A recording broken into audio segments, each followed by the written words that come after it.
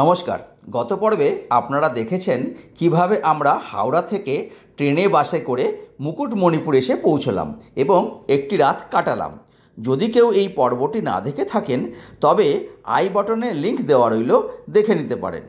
আজকে আমরা মুকুটমণিপুর থেকে একটি গাড়ি ভাড়া নিয়ে পৌঁছব জয়পুর জঙ্গলের বনলতা রিসোর্টে।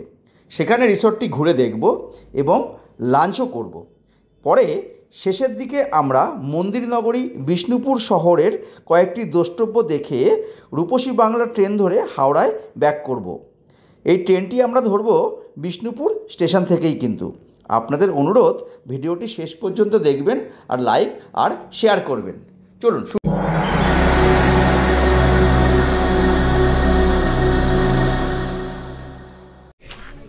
বিদায় মুকুটমণিপুর।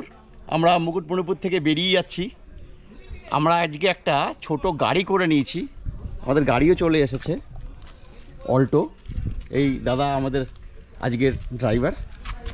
তো আমরা আজকে যাচ্ছি হচ্ছে বনলতা রিসোর্ট, জয়পুর ফরেস্টের মধ্যে যেটা আছে আর কি। তারপরে ওখানে খাওয়া দাওয়া করে আমরা বিকেলবেলায় আমরা রূপসী বাংলা ধরে হাওড়া চলে যাব। তো আরেকটি ব্লগ আমি বানাতে চাইছি এই বনলতা রিসর্ট আর জয়পুর ফরেস্টের উপরে। আমরা যেহেতু মুকুটমণিপুর থেকে বিষ্ণুপুর শহরে আসছি, এর ডিস্টেন্স 88 কিলোমিটার্সের মতো। আমরা একটি অল্টো গাড়ি ভাড়া করেছিলাম, আমাদের ভাড়া পড়েছিল 2200 টাকার মতো। বিষ্ণুপুর শহর আমরা প্রায় ঘন্টা দুয়েকের মধ্যে চলে আসলাম। আস্তে আস্তে প্রবেশ করছি জয়পুর ফরেস্টে। বিষ্ণুপুর জাস্ট ক্রস করলাম, একটু দেখিয়ে দিই ঝলক।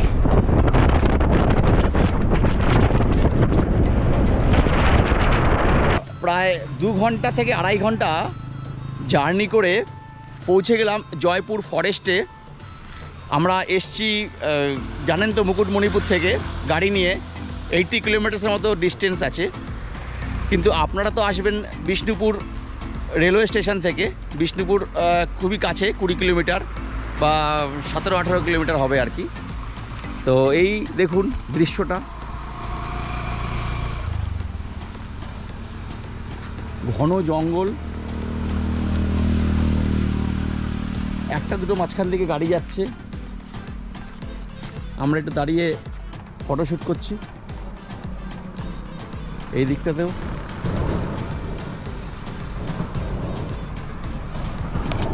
বিভৎস জঙ্গল, আর এরই মধ্যে কিন্তু রয়েছে বনলতা রিসোর্ট।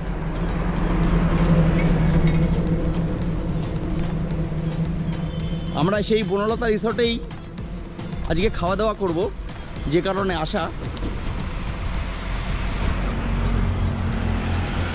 এই অনুপমা আসছে। এখান থেকে হাতি চলাচল করে, ওখানে একটি বোর্ড দেওয়া আছে, চলুন।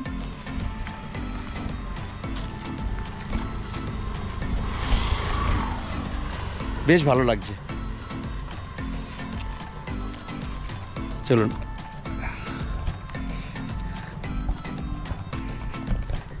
এই যে elephant have right of way, do not abstract. দারুণ। এই আমাদের গাড়ি। আমরা একটু মাটির দিকে চলে যাচ্ছি, মাটির রাস্তার দিকে, জঙ্গলটাকে আরো ভালোভাবে উপভোগ করার জন্য।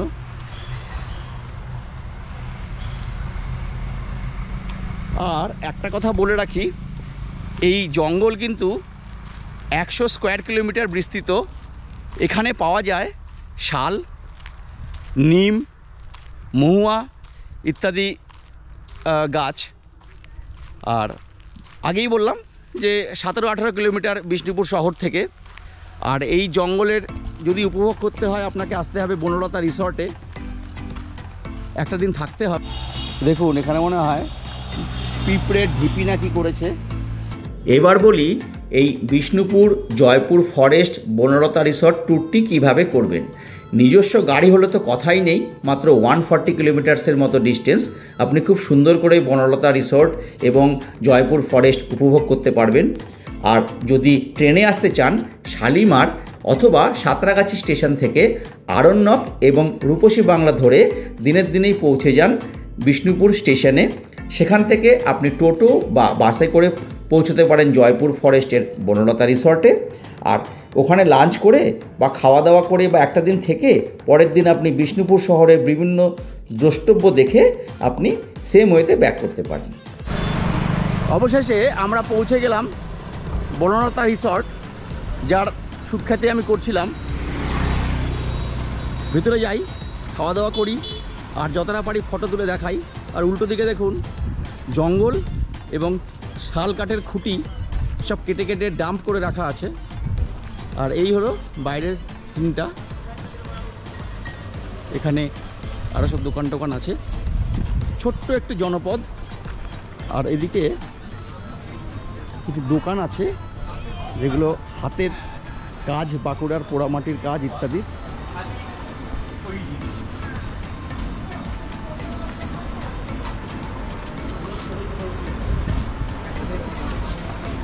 বিক্রি হচ্ছে, কাপড়ও বিক্রি হচ্ছে। ঢোকার মুখেই একটি বিশাল পুকুর, দেখুন মাছ ভর্তি রয়েছে। আর ওদিকে পুরো বিল্ডিংগুলো। চলুন, রিসর্টের মধ্যেও দোকান রয়েছে, সব বিক্রি হচ্ছে।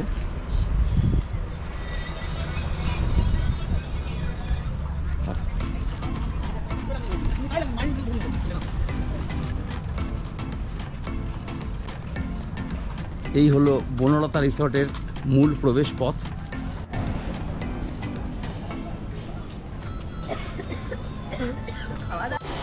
যতটুকু আমি শুনেছি, এই বনলতা রিসর্ট 60 বিঘা জমির মধ্যে অবস্থিত, মানে বিশাল একটি রিসর্ট। বুঝতেই পাচ্ছেন, এখানে থাকার ব্যবস্থা তো রয়েইছে, আর সবই কটেজ টাইপের, মানে আধুনিক কটেজ। আর প্রত্যেকটি কটেজের সঙ্গে একটি করে দোলনা দেওয়া আছে। অনেক গেস্টই এসছেন, প্রচুর গাড়ি রয়েছে।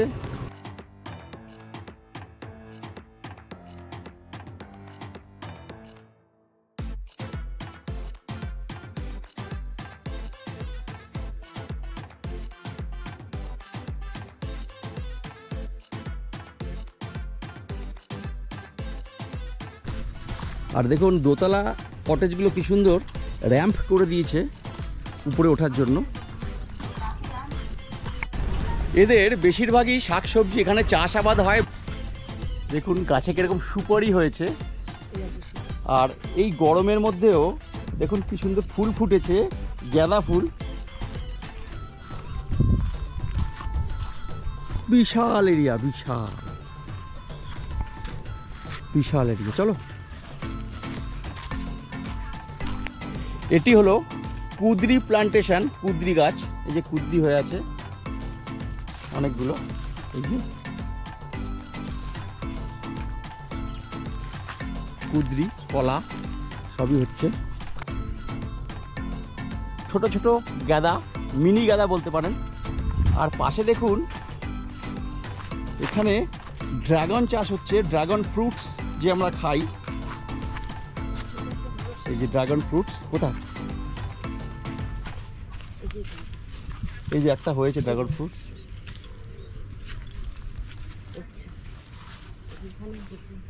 প্রচুর প্রচুর। এই দেখুন কি সুন্দর পদ্ম গাছের চাষ করা হচ্ছে গামলাতে। দেখুন অনেক পদ্ম ফুলের কুড়িও এসছে।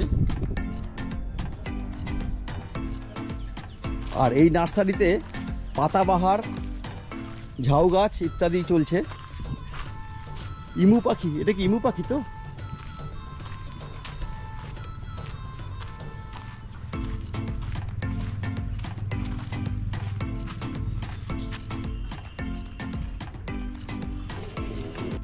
আর এখানে পালন করা হচ্ছে করকনাথ মুরগি। আর ওদিকে বলছেন অস্ট্রিচও আছে, যাই দেখে আসি। দেখুন কত বড় বড় অস্ট্রিচ, এই দেখুন।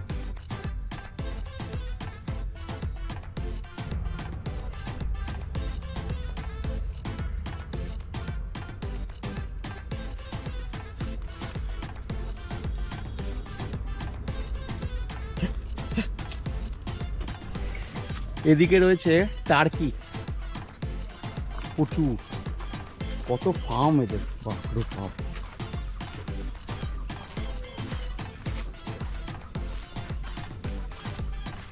এদিকেও রয়েছে, দেখুন দেখুন এখানে গোলাপের চাষ হচ্ছে, দেখুন কত রকমের গোলাপ, প্রচুর গোলাপ, প্রচুর।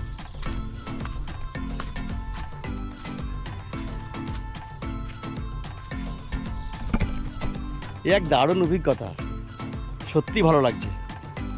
ওদিকে আরো কিছু আছে, যাই ওদিকে। এখানে চাষ হচ্ছে মাগুর মাছের, এই যে অনু খেতে দিচ্ছে, দেখুন কত বড় বড় মাগুর।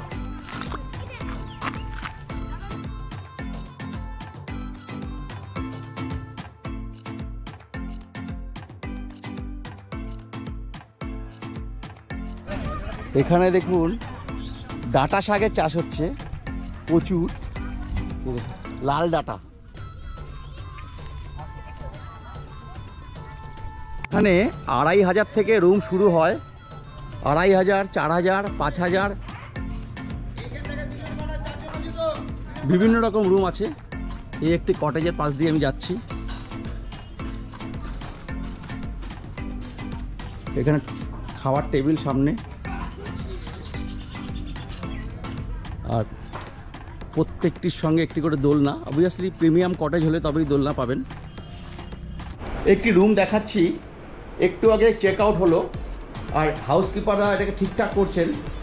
রুমের মধ্যে দেখুন বিশাল একটি আয়না, আর এসি তো রয়েছে, মিনি ফ্রিজারও রয়েছে দেখতে পাচ্ছি। এই যে মিনি ফ্রিজার, আলনা রয়েছে, বড় সোফা, টি টেবিল, টিভি তো থাকেই, বুঝতেই পারছেন। আর এদিকে দেখুন ওয়াশরুম, এই ওয়াশরুমও পাখা লাগানো আছে, খুব সুন্দর ব্যবস্থা। আর এখানে হাওয়াই চটিও দেওয়া হয়। এখানে একটি বিশাল ট্রাম্পলিন লাগানো আছে, বাচ্চারা লাফালাফি করবে এত। একজন চাপিলে 20 টাকা। I love Banalata signature.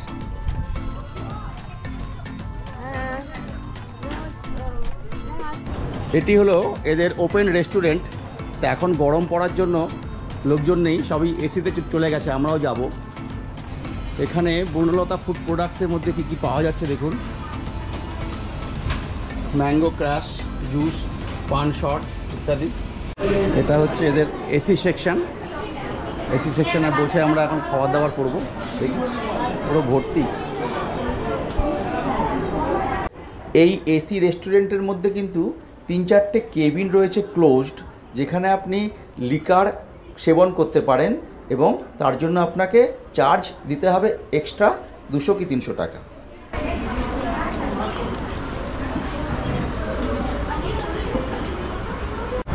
এই হচ্ছে থালি, ভাত, তরকারি, ভাজা, আলু পোস্ত ইত্যাদি রয়েছে, আর সঙ্গে যে কোনো একটি মাংসের প্লেট আপনি আলাদা করে নিতেই পারেন। Thank you. শেষ পাতে রয়েছে পায়েস আর চাটনি, এই চাটনি আর পায়েস। আচ্ছা, আমাদের থালি চলে এসেছে। আমরা দিয়েছিলাম হাফ দেশি চিকেন আর হাফ করকনাথ চিকেন, কিন্তু করকনাথ চিকেন এখনও আসেনি, রেডি হচ্ছে। তো বলছি শুরু করতে। আর এই থালি পড়ছে 120 রুপিস করে, 120 রুপিস। আর দেশি চিকেন নিলে হচ্ছে 155 রুপিস হাফ প্লেট, আর করকনাথ নিচ্ছে হাফ প্লেট 130 রুপিস। এই আমাদের করকনাথ দিয়ে গেল হাফ প্লেট। আমরা খেয়ে উঠে বলবো খাবারের টেস্ট কেমন ছিল আমি একটু বলে দিই। এই হচ্ছে উচ্ছে ভাজা, আর সবজি বা শুক্তো, আলু পোস্ত, ডাল, পেঁয়াজ তো রয়েছে, লঙ্কা লেবু, শেষ পাতে চাটনি, আর চাটনির পরে এসে গেল পায়েস। আমাদের ওই কড়কনাথ চিকেনটা আর দেশি চিকেনটা দারুণ লেগেছে। এরা উইথ স্কিন রান্না করে। তুমি কেমন খেলে বলো? আমার খুব ভালো লেগেছে, কিন্তু অন্যান্য থালিটা নর্মাল, সেরকম বিশেষ কিছু হ্যাঁ, কিন্তু এই দুটো চিকেন খুব ভালো লেগেছে। হ্যাঁ, চিকেন দুটো কড়কনাথ এবং দেশি চিকেন, আর থালি কিছু বলার মতো নেই, চিকেনগুলো সত্যিই ভালো, আর চাটনিটাও বেশ সুন্দর। তা এই হলো বনলতা রিসর্টের অফিস। আপনাদের বুকিং অনলাইনে থাকলে এখানে কাগজ দেখাতে হবে, আর এখানে এসেও বুকিং তো হয়। এখানে এসে বুকিং হয় তো? আচ্ছা, আরেকটা কথা বলুন, এখানে চেক ইন চেক আউট টাইমটা যদি বলে দেন। আমাদের চেক ইন হচ্ছে আপনার আফটারনুন 12টা, আর চেক আউট হচ্ছে নেক্সট ডে মর্নিং সকাল 11টা। আচ্ছা, আর সবাই তো গাড়ি নিয়ে আসেন, কিন্তু যারা ট্রেনে আসবেন বিষ্ণুপুর থেকে আসার উপায়টা যদি বলে দেন। বিষ্ণুপুর থেকে আমাদের ওখান থেকে নিয়ে আসার ব্যবস্থা আছে। আচ্ছা, আমরা ওখান থেকে নিয়ে আসতে পারবো, কিন্তু বিষ্ণুপুর স্টেশনে নেমে ওখান থেকে সমস্ত রকম আছে, গাড়ি, অটো, টোটো, এখানে আসার ব্যবস্থা আছে। আচ্ছা, ঠিক আছে, ধন্যবাদ আপনাকে। ঠিক আছে, আপনাকে। যাই হোক, এইভাবে আমাদের বনলতা রিসর্ট দেখা শেষ হয়ে গেল। আমরা একটি টোটো নিয়ে বা অন্য কোনো গাড়ি পেলে অটো নিয়ে আমরা বিষ্ণুপুর চলে যাব। বিষ্ণুপুর থেকে আমরা রূপসী বাংলা ট্রেনটি ধরে হাওড়া ব্যাক করব। আবার কিন্তু আমাদেরকে যেতে হবে জয়পুর ফরেস্টের মাঝখান দিয়েই যেতে হবে, এখান থেকে 16 কিলোমিটারের মতো ডিস্টেন্স। আমরা আবার জয়পুর ফরেস্টের মাঝখান দিয়ে চললাম বিষ্ণুপুর স্টেশনে একটি টোটো নিয়ে। আর এই সেই ফরেস্ট দেখুন। আর ইচ্ছে আছে বিষ্ণুপুরে মন্দির নগরী বিষ্ণুপুর তো সবাই জানি, সেই মন্দির একটি দেখার, মানে রাসমঞ্চটা দেখার। তার টোটো দাদার সঙ্গে আমার পুরনো পরিচয় ছিল, ওনার সঙ্গে আপনাদেরও পরিচয় করিয়ে দেব। যদি আপনারা বিষ্ণুপুরে আসেন ওনার সঙ্গে যোগাযোগ করবেন, আমার বিশেষ পরিচিত এবং খুবই ভালো লোক। আমি নাম্বারটা দিয়ে দিচ্ছি। যেমনটা বলছিলাম, আমার পরিচিত টোটো ড্রাইভার দাদা। আপনার নামটা? কার্তিক অধিকারী। হ্যাঁ, কার্তিক দা, আপনার নাম্বারটা বলে দিন তো একটু। 6290770530। আপনারা নিশ্চিন্তের সঙ্গে যোগাযোগ করতে পারেন বিষ্ণুপুর ঘুরতে আসলে আর বনলতা রিসোর্ট আসলে। আর এর সঙ্গে দেখাই, একটু দাঁড়িয়ে পড়েছি, আবার এত ভালো লাগছে জঙ্গলটা। এই জয়পুর জঙ্গলে যদি বনলতা রিসর্টে আপনারা জায়গা না পান, তাহলে আপনারা এই বনশ্রী রিসর্টে যোগাযোগ করতে পারেন। এখানে এই ফোন নাম্বারটা রয়েছে, দেখতে পারেন। এখানেও থাকার ব্যবস্থা আছে। এটিও পুরো দেখুন জঙ্গলের মধ্যে একদম। একটুখানি ঢুকে আমি দেখিয়ে দিই। এটাও বেশ ভালো, তবে অত বড় নয়, বনলতা যেরকম বড় অতটা নয়।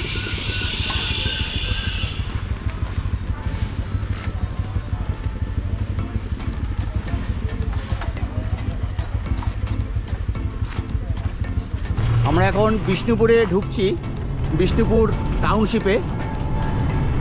সামনে একটা বিশাল তোরণ করা আছে। মন্দির নগরী বিষ্ণুপুর আপনাকে স্বাগত জানাচ্ছে। এটা হলো পাথর গেট বিষ্ণুপুরের। তা বিষ্ণুপুর স্টেশন যাওয়ার সময় আমি টোটোওয়ালাকে বললাম, উনি বললেন চলুন দেখিয়ে দিই দু একটা দ্রষ্টব্য স্থান। মল্ল রাজাদের সেই বিখ্যাত পাথর গেট, বড় দরওয়াজা বা বড় গেট।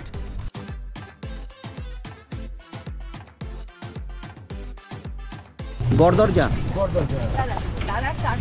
এটা হচ্ছে মহারাজা বীর হাম্বির উদ্যান, লালজির মন্দির বলে।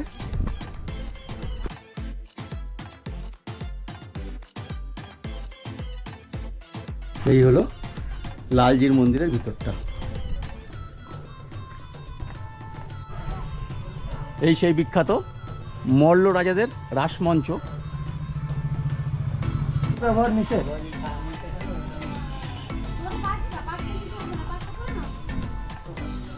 এখানে টিকিট আছে এই রাসমঞ্চে, 25 টাকার টিকিট। আপনি 3খানা মন্দির দেখতে পাবেন। তো আমার ঘোড়া আছে, আমি আর ভিতরে ঢুকছি না, জাস্ট আপনাদের বিষ্ণুপুরের একটু ফ্লেভার পাওয়ার জন্য বা দেওয়ার জন্য আমি ভিডিওটি করছি।